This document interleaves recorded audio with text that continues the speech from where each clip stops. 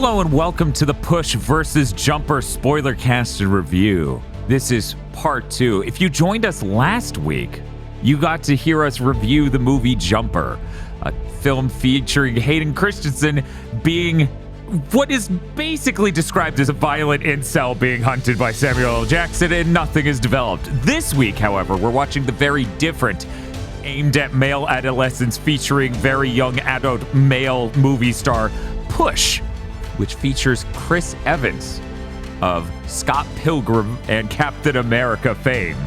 We have with us the usual hosts. We have Bob. I really didn't think push meant that. Dr. Agro. Ooh, baby, baby. And Chris Wolfhard.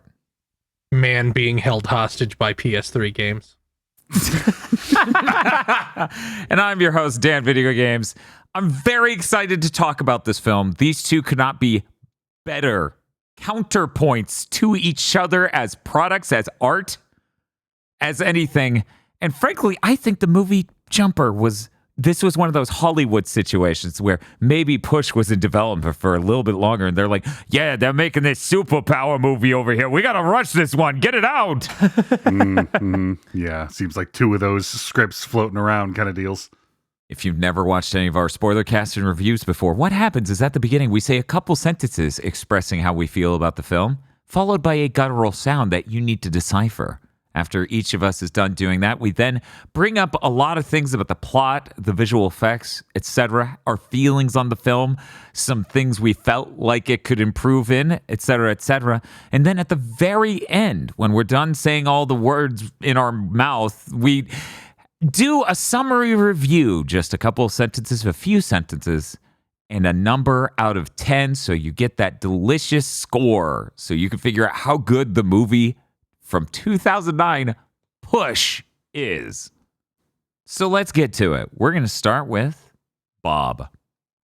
Push, a lot like Jumper, really surprised me. It is almost nothing like what I expected, especially after watching Jumper. This seems to be a movie. I'm going to give it all right. Dr. Agro. Push is a film that more than anything else really goes to the outer limits of almost.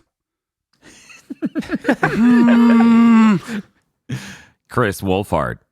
This is a movie. We used to make those until we decided that we should only make superhero movies, which are not real movies, for the record.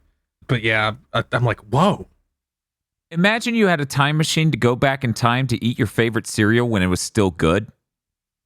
That's kind of how a Push feels. It feels like traveling back in time to see a film that was still made from film instead of a film that's made of wood pulp. It's really astonishing experiencing how this feels like a thing people considered and casted, and locations were thought through, and it was filmed, which makes it a very different movie from Jumper. However, if I were to give you my score now, that would change the future. So I must end with a Yo, that sure happened 3 times in that movie. Yeah, it's kind of a really strong writing crush they had there. They're like, fuck. And then he says, if you kill me this time, it'll also ruin the future. It's like, yeah, but if I get in my car 1 minute from now, I could have a car wreck too. That's not a valid way to live, man. Yeah, it is really crazy seeing that this movie is so heavily set, seemingly in Hong Kong. Yeah, I didn't think this whole thing would be in Hong Kong. And the casting is too. Like, that's real nuts. Mm-hmm. We got to get to it immediately, because if this doesn't show up in this, I'm going to scream. And anyone who's in the GigaBoots fan Discord, you guys have had stickers for this for a while. The bleeders, which are the guys who scream so loud they explode glass and blow open doors, are the funniest part of this film. Yes. Unbelievably hilarious. I love the actors and the energy they brought to it. Yeah, I have to imagine that was the funniest casting you had to do for movies for a while. You genuinely imagine they're just like, well, we don't speak a lot of English. And it's like, no, that's cool. Just scream. Yeah, you just need a really good scream face. And they're like, oh, we got that. And then they enhanced it. They sure did. just like they enhanced the not gun that was there into a totally real gun that Chris Evans is moving with his mind. Yep. That gun was definitely modeled by someone who had heard of Sig Sauer before. I genuinely think it's funny that the special effects in this, largely, the special effects that aren't practicals in this are largely for things that aren't even insane. Jumper has a man jump a car through a window to crash into another thing. Right. This has a gun float in air in front of a guy. It's like, yo, we have string. You can get a green stick, my man. What were you fucking thinking? As bad as all of those sequences looked, I thought they were way too fun. Like, oh, that's fucking hilarious. It's like when you watch the Mummy films from the 90s or aughts, and you just see the sand face. There's no world in which you're like, oh, that face is so spooky. No, you spent the whole scene being like, that's fucking hilarious, man. I really want to see more action scenes made like this, where it's like, it's not even more effective for him to have them floating next to him. He holding them would have worked just fine. In fact, he might arguably be worse at aiming it because it's across the room. Right? Like they're both hiding behind pillars, floating their guns at each other. I'm like, you both have telekinesis and guns. This is the stupidest way to do this. Yes, you both have telekinesis and guns and not functional brains. Like he keeps floating it over and firing the thing, and in my brain I go, oh no, we're gonna do that thing that movies only do when they need to create suspense, where the gun's not going to lock open on an empty magazine for no reason. Yep. It's really amazing. He's like, I'm going to use my telekinesis to levitate this gun to shoot him around this pillar. And I'm like, hey, you know what else could work better? Even a curtain. Slam a curtain, like drapes, into this man and hit him to the floor, and then unload bullets into the curtain. I feel like if you have telekinesis, you might be able to just like wanted the bullet around that pillar. Is he strong enough, though? Our main character is supposed to not be good at telekinesis. Like, they go over that of like, oh, I haven't trained with it that much. But the other guy is like a trained killer that with dude's telekinesis. a Chad. It's ridiculous. I've never seen, I feel like it's been a long time since I've seen a film where it's like your main character has a superpower. He is not anywhere near as good with that as the bad guy. Right? I mean, that's what they tell you, but like, he's like, oh, I haven't practiced anymore, but he's going toe to toe with like this trained government assassin with the same superpower. And I'm like, okay, either telekinesis is really fucking easy to pick up, or this guy is like a super Chad gifted genius at it and just never put forth any effort before. That does strike me as Chris Evans' character in this, because he spends his life, just doing petty gambling. He's running away from government agents that are trying to kill him because, well, they're trying to kidnap him or kill him. Then they finally catch up and they're like, we're not interested in you. We're interested in the convoluted plot line of this film. Yes. He's like, convoluted plot line? What's that about? And then she shows up. She's like, what's up? Do you want to go on a treasure hunt? And he's like, what the fuck are you talking about, kid? I want to push 2 so bad because I need them to be like, it needs to become a Gundam sort of sequence where the guns are their bits they have flying around. Like, the funnels. Yeah, absolutely. Yeah, that'd be real good. Unfortunately, it's been 15 years. I don't think. Yeah, it's probably not in the cards anymore. No, it's fine. No, we can do it. It'll be like Boondock Saints 2, where like they've just been in another country the whole time. I feel like Dakota Fanning is a little bit busy with other projects at the moment. Is she? Probably.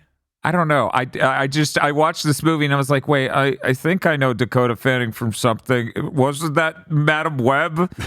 No, Dan, that was Dakota Johnson or whatever. And I'm like, oh. Something went off in my brain and I don't know why. When I'm trying to remember what the main female character Push looks like. It's like, yeah, it was Dakota Johnson. It's like, no, it wasn't. Why do you think that? And then I realized, oh, right. I experienced Dakota Fanning acting just last year in My Neighbor Totoro. Because when Disney dubbed it, they used her because she was a child actor on like Kim Possible and stuff. Yeah. That Makes was sense. real weird to be like, oh, in this film, she's like good at acting. She's better at acting than like anyone in Jumper except for Sam Jackson, who has nothing to work with anyway. Right? Yeah, it sure was great coming to this and being like, oh man, actors, they're acting. Yeah, it's bizarre. Very different vibes off of these movies too. Mm-hmm. You know, Push. They maybe couldn't be more different. They really couldn't. This was such a genius podcast series to start and then execute immediately. Mm-hmm. Because they are so bizarrely different despite being made only 1 year apart. Normally, to get this sort of contrast, you would need them, or actually, no, they're the same calendar year. You would need them to be further apart. Now, okay, Jumper is 2008. And weirdly enough, the later one is the one that's less like current movie slop. Mm-hmm. Jumper is a lot more like current movie slop with all the CG backgrounds, all of the really terrible special effects instead of good choreography, all of the completely half-baked lore. Yeah, Jumper's real rough about that. Whereas this, it's like, here's the simple idea. Here's the twist. And when you hear the twist, it's like, okay. Mm-hmm. All right. And something I really appreciated, all of these guys who have superpowers also know what a gun is. Something no one in Jumper could figure out. That helped me a lot. That helped me a lot with this. Mm-hmm. I wish they had a little bit of restraint on how many superpowers with titles Yes, it does get insane. you're allowed to have, because you so have funny. You have pushers, movers, sniffers, watchers, bleeders, wipers, and shadows. And if you're listening to this and you think he's making this up, no. They all have different powers. Guess which one is the telekinetic one?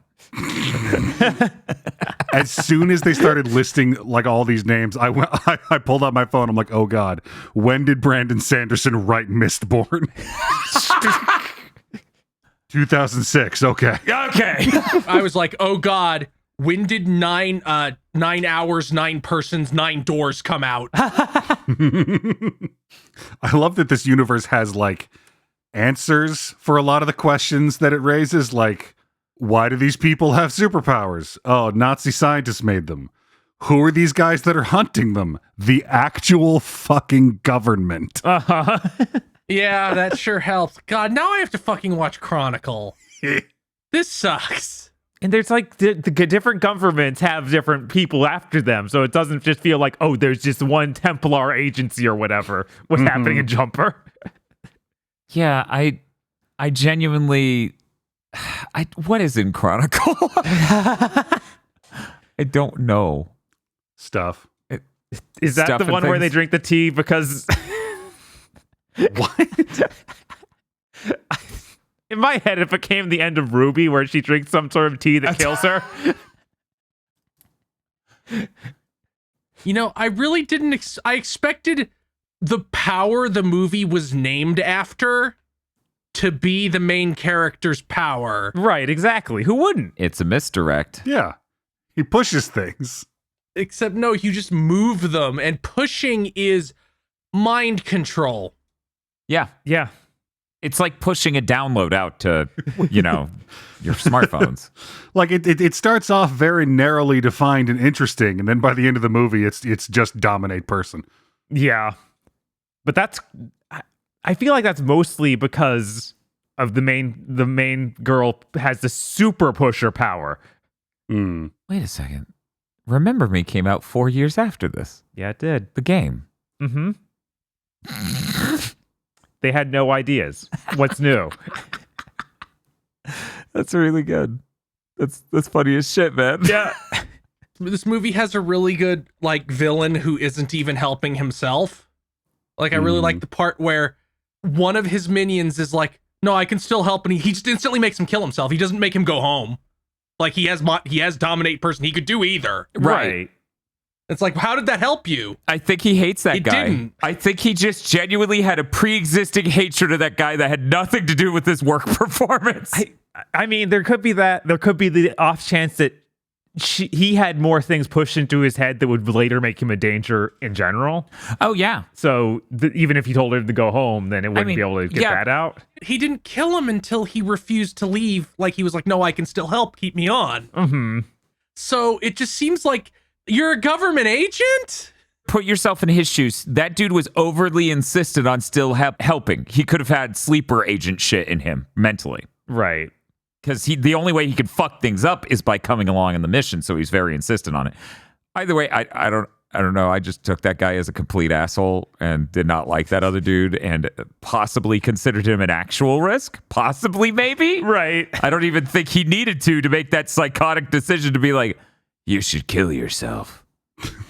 It's weird how low tier God is a power in fucking Push. It is. I like how it seemingly is just dominate person, but they still have to include, no, shoot yourself. No, don't worry. You took the bullets out of your gun, so you should put it in your mouth and pull the trigger. Mm-hmm. Yeah, that part's where it's really interesting. Like, yeah, that guy murdered your brother, and she has to gamble on the fact that he would just walk out and shoot him based on that information alone.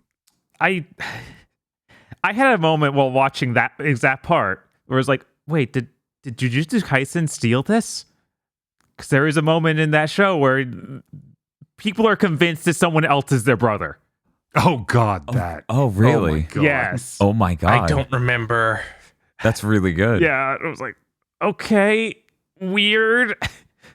I could see that guy who wrote the Jujutsu Kaisen watching Push, though. And thinking it's cool. Yes. Because he's right.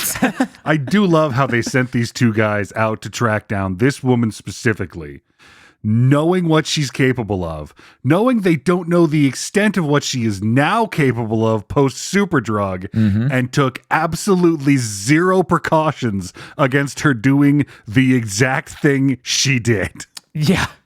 Yep. It worked out for a bit there. It did. It seems like they have some stipulation if she has to look them in the eye. Yeah, that's how they dominate, through locking eyes. Just like real women. Oh, no.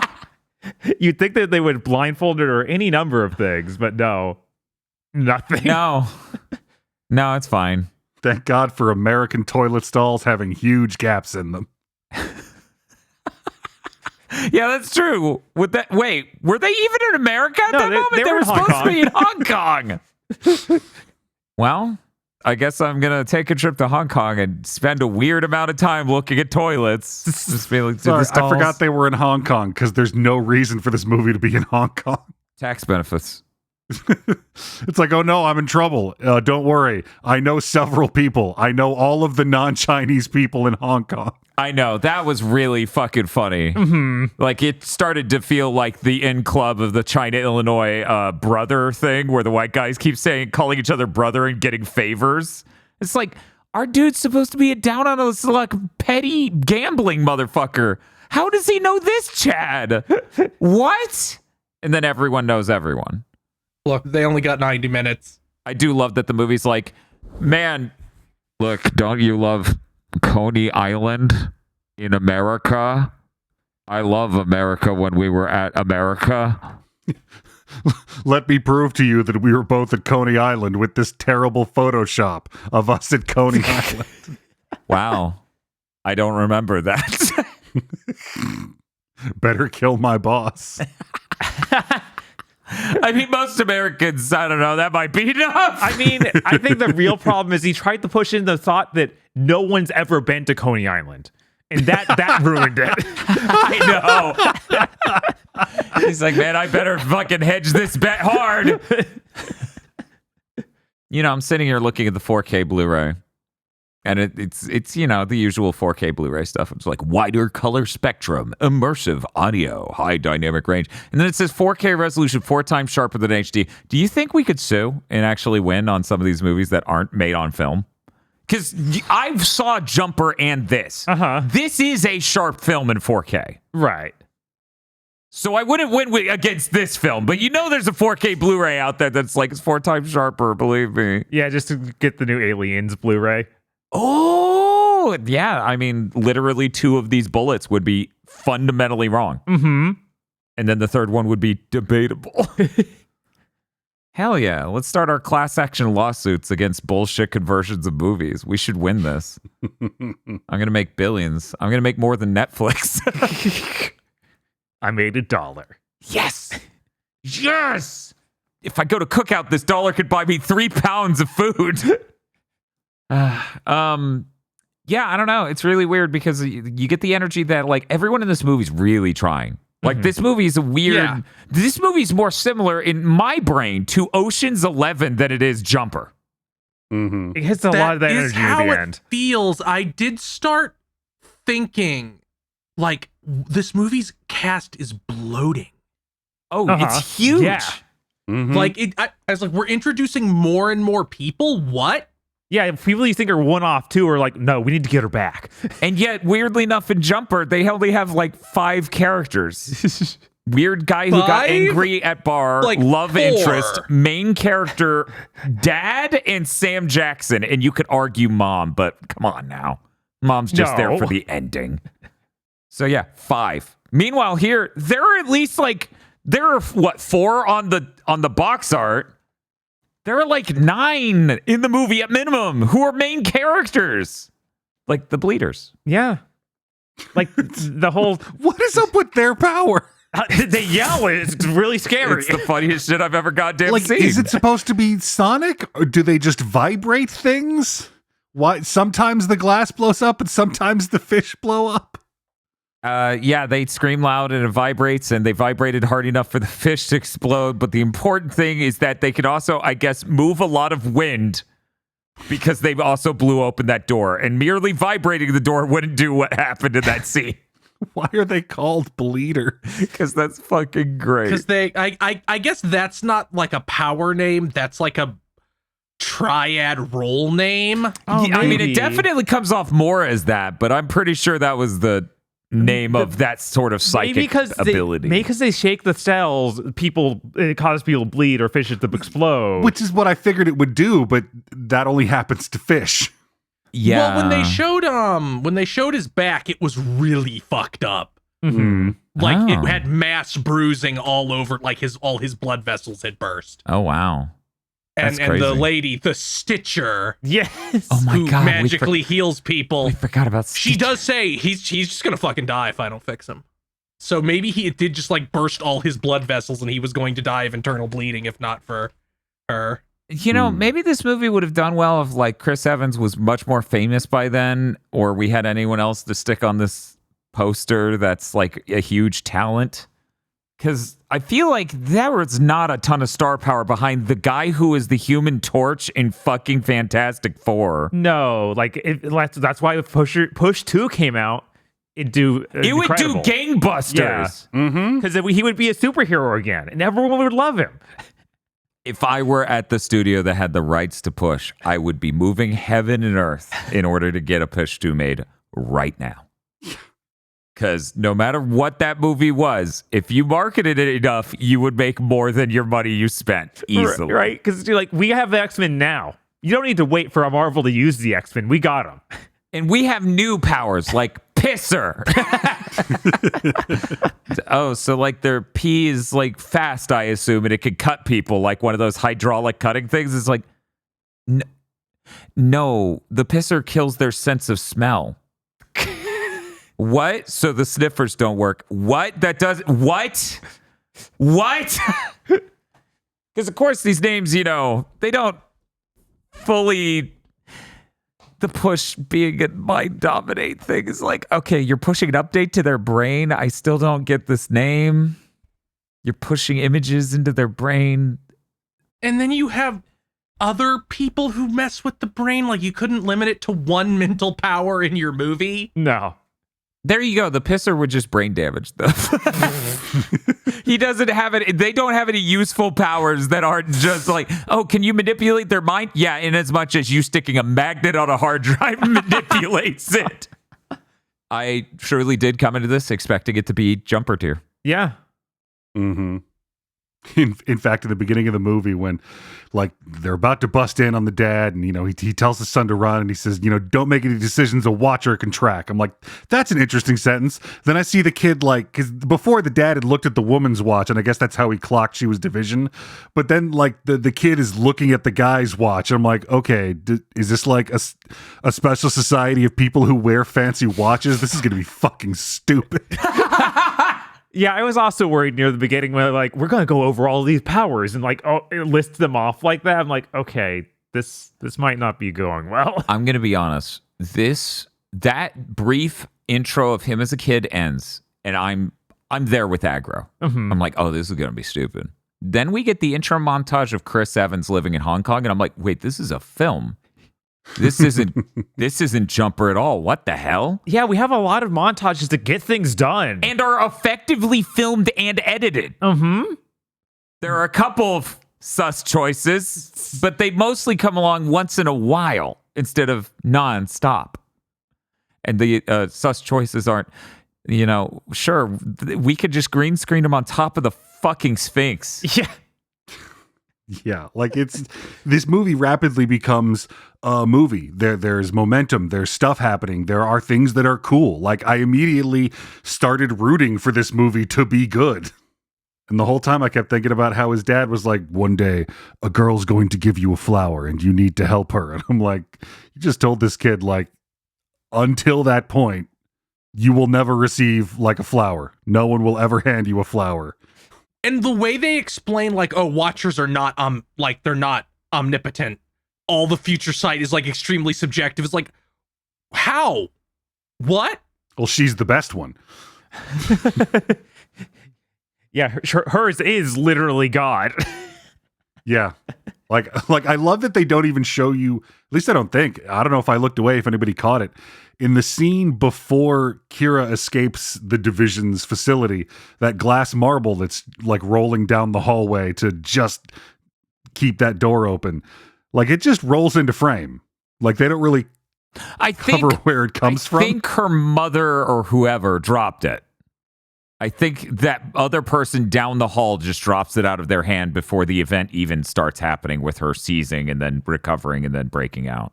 Did they show somebody dropping it? Yeah, I think it rolls out of her hand at the very beginning of that whole sequence. She honestly doesn't even look like she's in the same end of the hospital because, a lot of that shot is just moving the camera all the way over to that room and following this marble and shit. Which, damn, that's huge. I mean, I even made the joke of why'd they let her carry that? Because remember, that she had just come out of some other room and this other person is being held closely by guards. And I'm like, so where did she hide this giant glass orb the entire time she's in this fucking room closely guarded? This makes no fucking sense. A really weird part. Yeah, because that was never answered. Like, right, that's one of those things. Like, oh yeah, you aren't thinking about by the end of the movie. Is the doctor like sitting there like, where's my decorative glass orb I keep in my office? What the fuck do you mean it's crushed in that door? I'm so pissed. Yeah, that's a level of like ridiculousness when it comes to future sight. That's like, okay, you travel the path of God. It's like Donnie Darko. Only he can walk the path of God. Except for really Jumper's more like that because Sam Jackson is pissed that, they are pretending they are traveling the path of God and they are not worthy. God damn it. I'm glad the organization didn't have a name like Paladins. Yeah, absolutely. I'm glad that they didn't have a weird, like, we're a cult. How do you work? We're a cult. How do you work? We have a cool name that sounds like something that would show up in Assassin's Creed. Okay, do you have more than that? No. No, absolutely. No. God, no. That's hard. God. Do you have more than 4 characters? No. do you have an arc more than you can't do this really big power thing and then you can?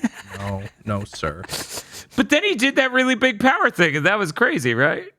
No. I know. That's the funniest part. It kind of made me insane how they frame the opening frames like the journey of this movie as so much like more world changing than it is. Yes. Because it's like, you're going to make everything better with that girl. It's like, oh, we stole some money and maybe something will happen later. This changes everything. It's like, oh, so this was the opening of the movie you're never going to get to actually make. Yeah.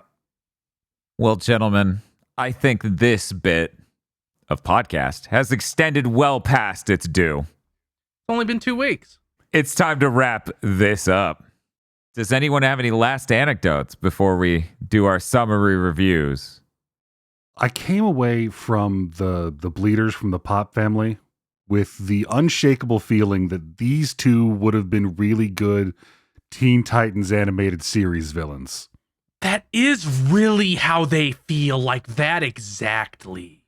Yeah. I feel like even if you pulled it out to the rest of that organization, like their sister, she would fit into that same dynamic.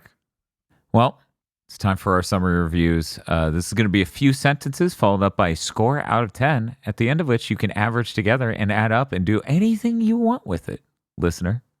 We're going to go ahead and start with Chris Wolfhard. This movie was pretty good. It was definitely higher than Jumper on the movie you watch while building a chair meter, which I feel like is the right metric for these kind of movies that nobody's ever heard of in human history. And in previous, when the world was correct, you might see on TNT on an afternoon, you just flip through the channel and you end up 20 minutes through push and you're like, oh, I kind of understand what's going on. I guess this is good enough. So I'm going to give it a 6. It is definitely above Jumper, but it would be better if it didn't have 85 characters in it. Like maybe they should have kept it under a dozen. Bob. I enjoyed this way more than I thought I would. I think it's got a really neat universe, and I enjoyed a lot of the characters.